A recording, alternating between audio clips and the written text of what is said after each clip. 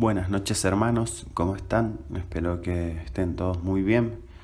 Vamos a empezar con el estudio de hoy. Les invito a que podamos orar para empezar. Padre Celestial, gracias por tu amor, por tu bondad para con nosotros. Gracias porque en tiempos tan difíciles todos y cada uno de nosotros podemos buscarte y encontrarte. Ahora en este estudio queremos que tu palabra no solo llegue a nuestros corazones, sino también a nuestra mente, que podamos conocerte un poco más y así estar más cerca tuyo. Gracias por tanto amor, por tanto cariño, Señor. En el nombre de Jesús. Amén. Muy bien. Seguimos con la doctrina de los decretos. No sé si se acuerdan algo de lo que vimos en la clase anterior. Siempre están ahí los videitos para repasar. Como trato de no hacerlos muy largos, por ahí pueden verse 2-3 juntos, escucharlos. No hay mucho, pongo algunas cosas para leer, pero nada que no diga, así que pueden simplemente escucharlos también y les sirve. Habíamos dado una pequeña introducción y una como definición de a qué se refería esto de la doctrina de los decretos, y habíamos dicho que es la soberanía de Dios en virtud de la cual Él ha determinado desde la eternidad todo lo que tiene que acontecer y ejecuta su soberana voluntad en toda su creación, tanto la natural como la espiritual, de acuerdo con un plan predeterminado.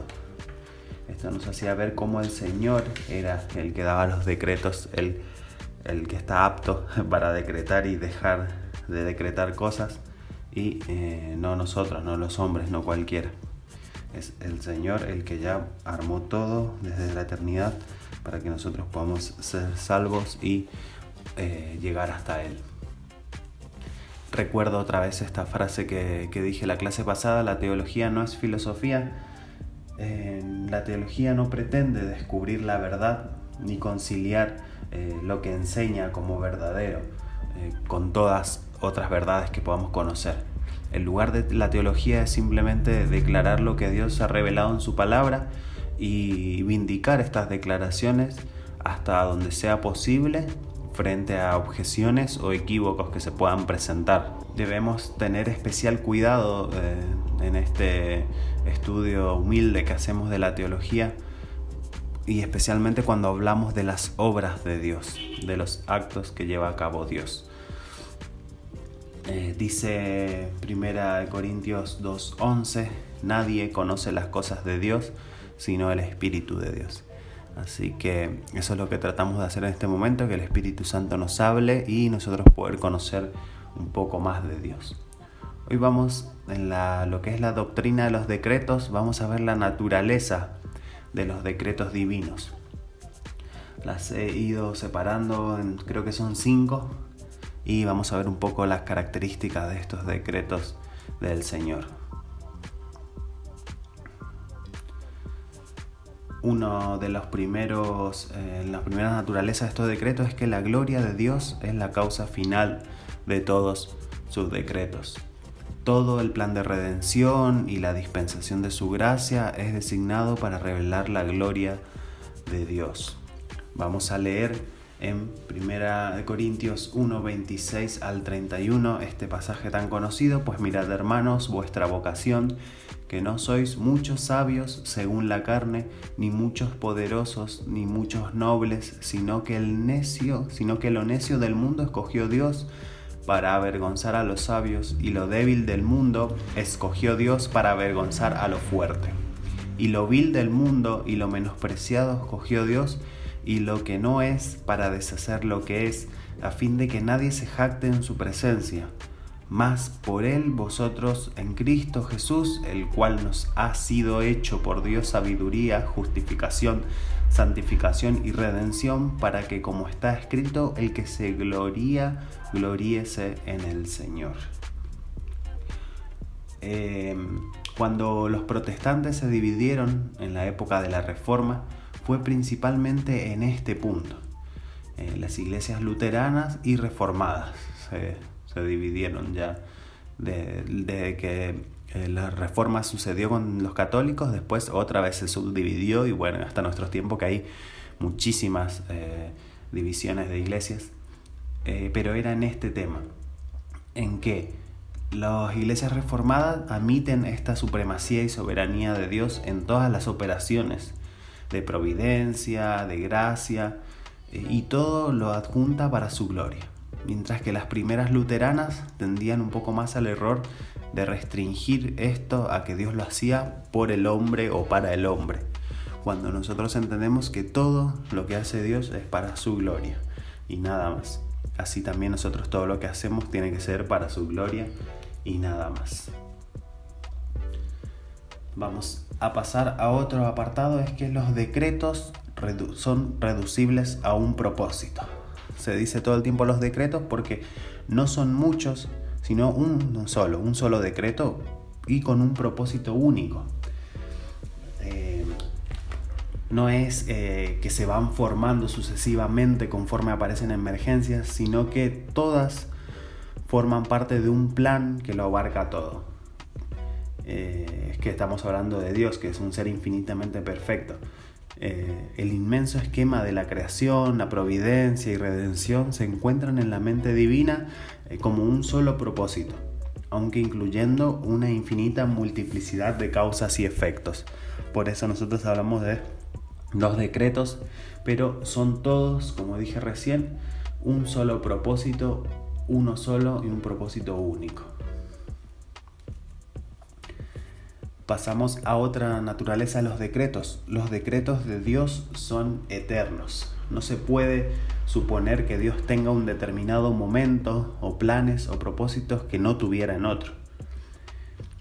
Como dice ahí, ve el fin desde el principio. Las distinciones temporales no tienen referencia a aquel que mora en la eternidad. Por eso mismo las Escrituras siempre hablan de los acontecimientos en el tiempo como revelaciones de un propósito formado en la eternidad. La salvación de los hombres, por ejemplo, se dice en Efesios 3:11, conforme al propósito eterno que llevó a cabo en Cristo Jesús. Lo que se revela en el tiempo ha estado escondido durante todas estas edades, o sea, durante la eternidad en la mente de Dios. Los creyentes fueron escogidos, por ejemplo, antes de la fundación del mundo.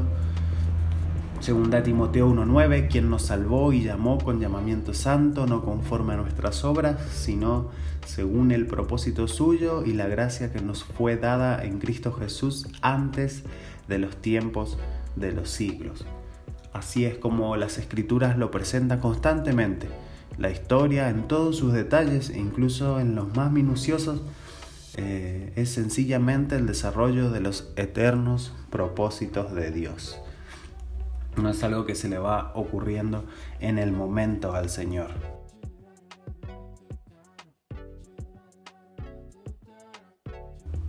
Tenemos otra naturaleza de Dios, los decretos de Dios son inmutables.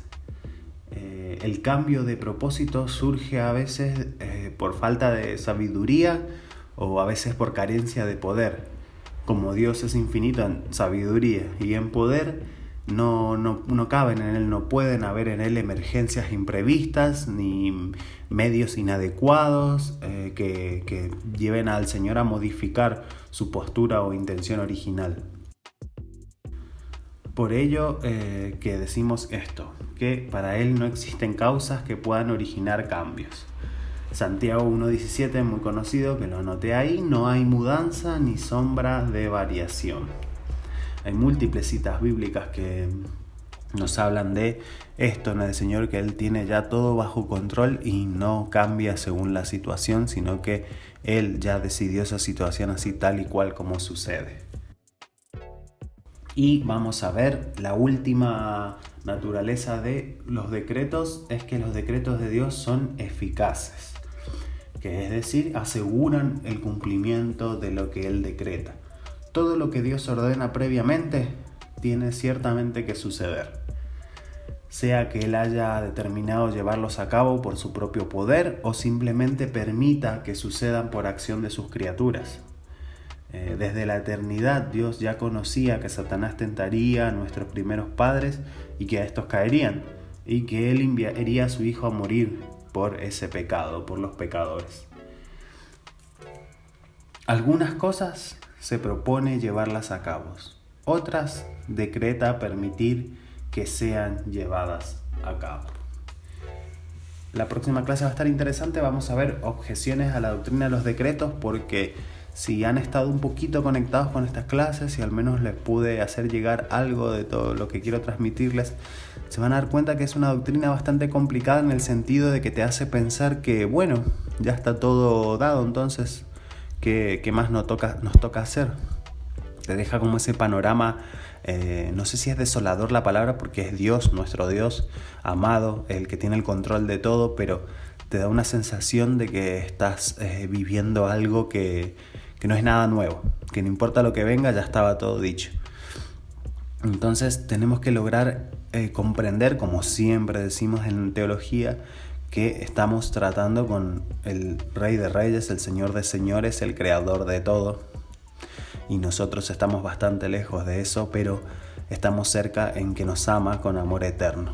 Así que tratar de movernos de día a día, vivir según su voluntad, de que esto nos sirva para anhelar, caminar esos pasos que Él preparó para nosotros y no sufrir tanto queriendo hacer otras cosas que sabemos que no estuvieron hechas para un hijo de Dios como nosotros. Que esto te acerque más a Dios. Te mando un abrazo y nos vemos en la próxima clase.